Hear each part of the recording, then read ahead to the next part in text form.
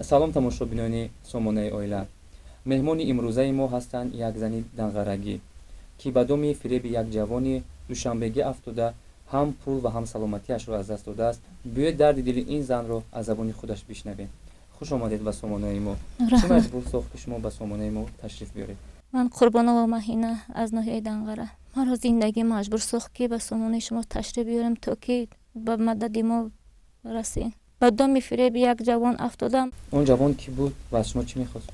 ин ҷавон Бобоҷон Файз мебошад. ӯ дар клуб, дар военни коллеҷи клуб кор мекунад. 31 сол дорад.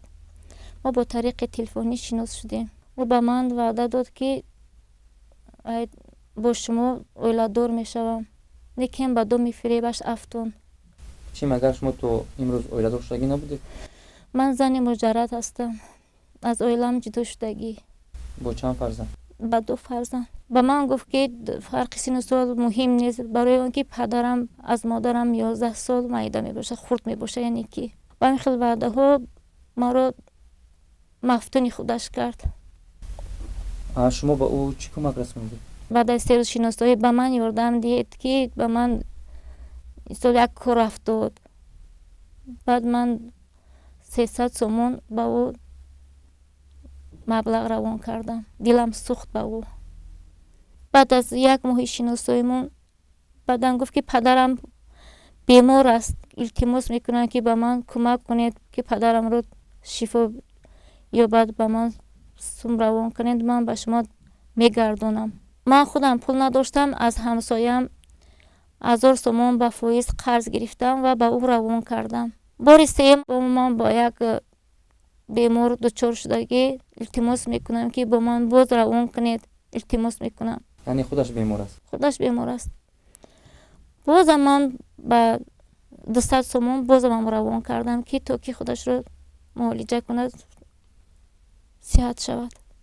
муддати 2 моҳ мешавад ки ман ба вай мегӯям ки кай ба ман боз пас мегардонӣ ки ман қарзи ҳамсоязанро диҳам. вай ваъда медиҳад ки раисамон биёд аз кор, аз хитой биёд, ҳатман ба шумо мегардонам. лекин афсӯс ки пулҳоро гирифт.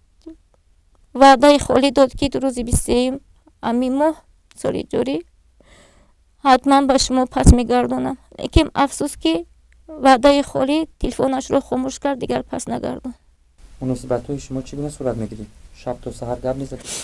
вақте ки бо ӯ ҳамсӯҳбат мешудам, шаб то соатҳои 2 шаб гап мезадем. ба он хотир гап мезадам ки ай характери ӯро аз худ кунам, ма ӯро фаҳмам чӣ гуна буданашро.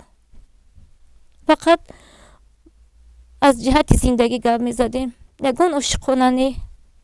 фарқи сину солии шумо 10 сол фарқ мекард? бале 10 сол фарқ мекард. шумо чӣ гуна ба ҳамин бовар кардед? ман бо ӯ мегуфтам ки аз шумо калон намешавад. вай мегуфт ки пайғамбаро аз худашон калон гирифтагӣ ҳичи гап надорад. фақат зани хуб метавад, симоатон хуб метавад. ман ба ҳамон хотир ман ба шумо хонадор шудан мехоҳам. аз дини мусулмонӣ гап мезад. ман мегуфтам ки ман лоиқи шумо нестам. баъд мегуфт ки ман духтарои ҷавон ихлосам гаштагӣ, онҳо фиреб медиҳанд, бо марди дигарбоз шинос мешаванд. шумо зани зиндагӣ дида, ман шумода боварӣ дорам. мисоли худашро ҳам чунон вонамуд мекард ки мурчаро бояд озор надиҳад. шумо ӯро дӯст медоштед? албатта аввал қа меҳр надоштам. баъд рафта рафта бо тариқи телефонӣ суҳбат мекардем.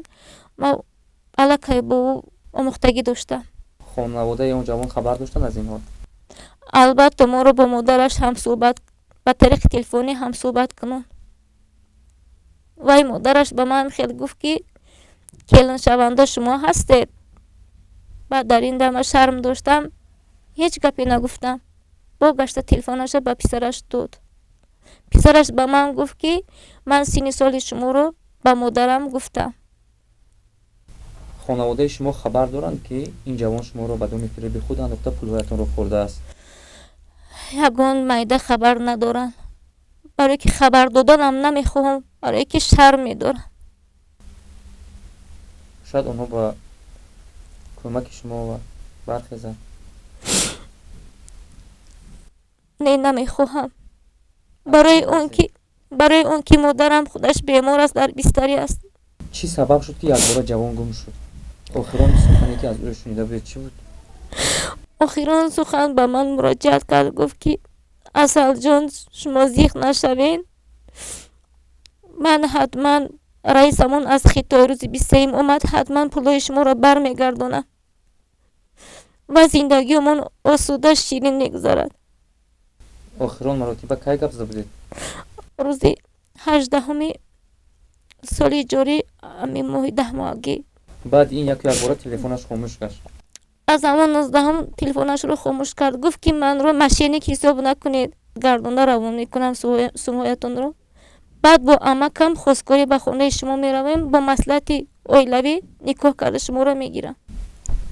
همین که گم شد هم فکری خواستگاری و هم فکری برگرداندن پول از سرش دور شد. از سرش دور شد، دیگه هم خیلی زنگ نزد. به یگان جا مراجعت کرده؟ به مقامات لیسه کلوب، شهری کلوب مراجعت کردم، لیکن اونو نپذیرفت. چی گفتم به شما؟ چی وعده دادن؟ به من وعده دادن که گفتگو میکنیم، جایی که زیست استقامت رو یافته میدهیم، پای کار میشویم. لیکن افسوس که رقم های تلفنش رو، موبیلش رو داد. من با اون مراجعت کردم، چی شد؟ با من جوابی رد داد که ما نیافتیم، با من زنگ نزن دیگر. به ناحیه دنقره مراجعت کردم، وی گفت پول رو به دست خودتون دادین، ایلاج ندارد دیگر. یعنی که در همین حادثه خودتون رو گناهگار کردن؟ خودم رو گناهگار کردم، برای که گفت ای دست شما پول مجبور گرفتگی نه، با مصلحت خودت به دست خودت دادگی، ای دست تو مجبور گرفتگی نیست، ما نمیتونیم این کار کرده، هم از دیگر ناحیه است، ما دیگه ایم و دیگه ما علاجش یافته نمیتونیم. با او کمک میکنم. گفته حتی به فرزندم که مکتب میره با اونها پوشاک خریده نتونستم. یعنی در زندگی سببگوری خورزور گشتن شما محض بابا جان است؟ بله البته. در خونه یگان خوراگوری نموند، از مگزین ها قرض دار، حتی به یک قند سفید به قرض آورده خورده ایستادم، خوراگوری ندارم، بیمار شدم. از مقامات های دولتی چی خواهش دارید؟ از مقامات های دولتی خواهش دارم که به من کمک کند و بابا جان رو یافتد، پول های مرا پس گرداند. ما باوری کامل داریم که مقامات های دولتی خواهش این زن رو به نظر گرفته، این جوانی که این کس رو فریب کرده است پیدا میکنند و یعنی که حق به حقدار میرسد. سلامت و سربلند باشد. برنامه‌های ما در نوبت هستند. با سامانه اویلتی جی بمانید.